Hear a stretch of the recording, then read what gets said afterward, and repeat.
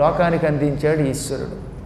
యోగ్యుడైన శిష్యుడు ముందు తాను తినే ఆహార పదార్థాలు, తన వస్త్రాలు గురువు చేతికిచ్చి అప్పుడే ధరిస్తాట.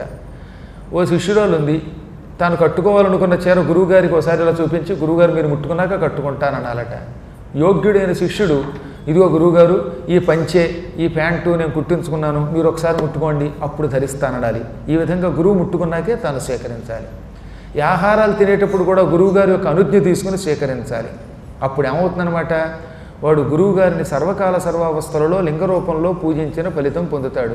గురువు అనుజ్ఞ లేకుండా తినడం లేదు గనక, గురు కటాక్షం లేకుండా వస్త్రధారణ చేయటం లేదు గనక, గురువు యొక్క అనుజ్ఞ లేకుండా ఆరికి గుళ్ళోకి కూడా వెళ్ళడం లేదు గనక, అటువంటి వాడు ఈ జన్మలోనే శాశ్వత కైవల్యం పొందుతాడు.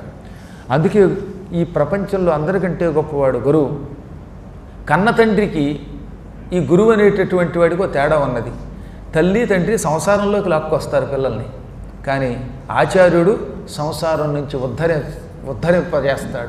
ఉద్ధరణ చేస్తాడు. ఆయనేమో సంసారంలోకి తోస్తాడు, ఈయన సంసారం నుంచి విముక్తుడిని చేస్తాడు. సంసారంలో తోసేవాడి కంటే విముక్తుడిని చేసేవాడు గొప్పవాడు.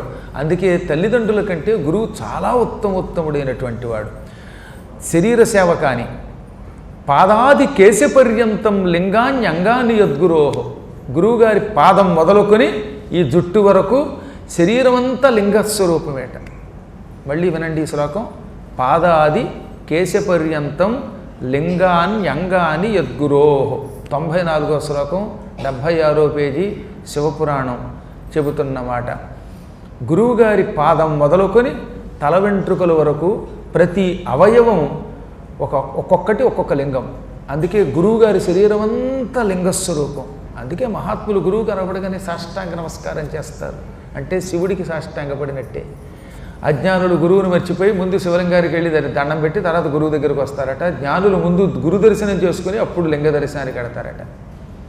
గురువు గోవిందుడు ఇద్దరు ఎదురుగా నిలబడితే ఎవరికి నమస్కరించాలి అంటే ముందు గురువుకి, ఆ తర్వాత గోవిందుడికి. కబీర్ దాస్ గారు అందుకే ఆ సూక్తిని చాలా తేలిగ్గా చెప్పాడు. గురు గోవింద దోవు ఖడే కాకే లాగం పాయి బలిహారీ గురు ఆపుకునే గోవింద దియో బతాయి అన్నాడు.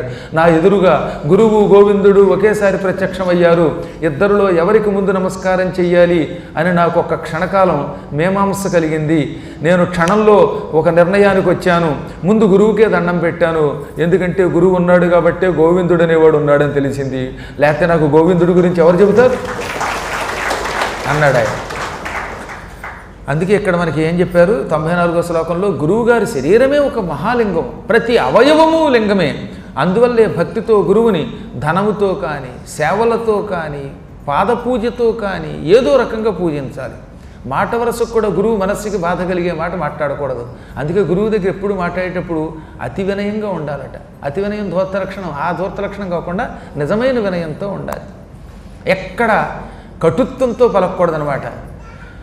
ఏమాత్రము మానసికముగా కానీ శారీరకముగా కానీ వాక్కుతో కానీ కఠినత్వం గురువు దగ్గర పనికిరాదు. గురువు దగ్గర అంత మృదువుగా కోమలంగా పలకాలి, వినయంగా పలకాలి.